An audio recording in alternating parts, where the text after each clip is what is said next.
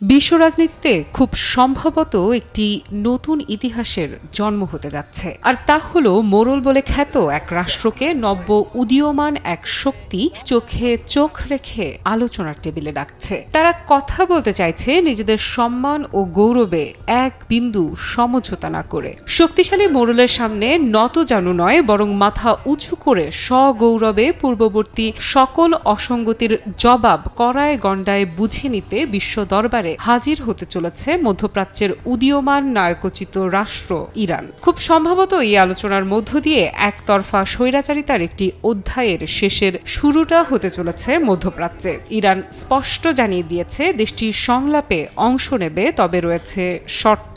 আসন্ন যুক্তরাষ্ট্রের সঙ্গে আলোচনার প্রেক্ষাপটে ইরানের সরকার মুখপাত্র ফাতেমেহ মোহাজেরানি তেহরানের প্রধান দাবিগুলো তুলে ধরেছেন। ফাতেমেহ মোহাজেরানি বলেন, ইরান সবসময় সংলাপে বিশ্বাস করে। যদি অপরপক্ষ সম্মানের ভাষায় কথা বলে তাহলে তেহরান সংলাপে অংশ নিতে প্রস্তুত। পররাষ্ট্রমন্ত্রীর ঘোষণার ভিত্তিতে এই আসন্ন আলোচনা ওমানে পরোক্ষভাবে অনুষ্ঠিত হবে। মোহাজেরানি আরও বলেন, এই আলোচনায় আমাদের জন্য সবচেয়ে গুরুত্বপূর্ণ হলো জাতীয় স্বার্থ রক্ষা এবং ইরানি জনগণের মূল দাবিগুলোকে গুরুত্ব দেয়া। আলোচনার অগ্রগতির সঙ্গে সঙ্গে বিস্তারিত বিষয়গুলো স্পষ্ট হবে। এখনই এই বিষয়ে মন্তব্য করা সময়ের আগেই বলা হয়ে যাবে। তিনি আরও বলেন, আমরা সমতা ও যুক্তির ভিত্তিতে আলোচনায় অংশ নিচ্ছি, যার লক্ষ্য আমাদের জাতীয় স্বার্থ সুরক্ষা এবং জনগণের অবস্থার উন্নয়ন।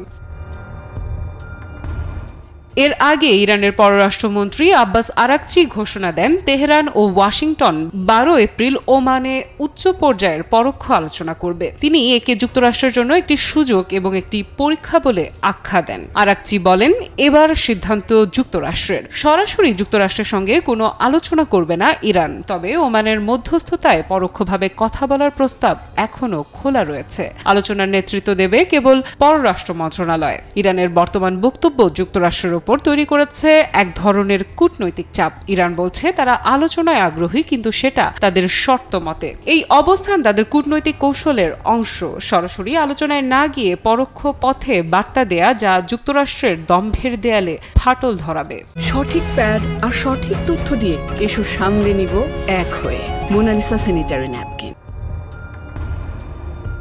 ইরান যুক্তরাষ্ট্র সম্পর্কের উত্তাপ অল্প দিনের নয়। এই মুহূর্তে দুই দেশের মধ্যে আলোচনা শুরু হতে যাচ্ছে ওমানে, যা আন্তর্জাতিক পরিমণ্ডলে একটি গুরুত্বপূর্ণ কূটনৈতিক পদক্ষেপ। ফাতেমেহ মোহাজেরানির বক্তব্য থেকে স্পষ্ট বোঝা যাচ্ছে ইরান এই আলোচনাকে গুরুত্ব দিচ্ছে, তবে শর্ত সাপেক্ষে, অর্থাৎ সম্মানজনক ভাষায় এবং সমতার ভিত্তিতে। এই আলোচনা সরাসরি নয়, বরং পরোক্ষ হবে। এর মানে দুই পক্ষ একই টেবিলে না বসে মধ্যস্থতাকারীর মাধ্যমে বার্তা আদান প্রদান করবে। এতে বোঝা যায় দ্বিপাক্ষিক সম্পর্ক এখনো তলানিতে, কিন্তু সংলাপের দরজা পুরোপুরি বন্ধ হয়নি। ইরান স্পষ্টভাবে বলেছে তাদের মূল লক্ষ্য জাতীয় স্বার্থ রক্ষা এবং জনগণের চাহিদা পূরণ। তারা আলোচনার সামনে অবস্থান এবং যুক্তিনিষ্ঠ মনোভাব নিয়ে আসছে বলে জানিয়েছে, যা থেকে বোঝা যায় তারা নিজেদের দুর্বল ভাবছে না, বরং আত্মবিশ্বাসের সঙ্গে অংশ নিতে চাইছে। পররাষ্ট্রমন্ত্রী আরাকচির মন্তব্য একটি সুযোগ এবং একটি পরীক্ষা। যুক্তরাষ্ট্রের জন্য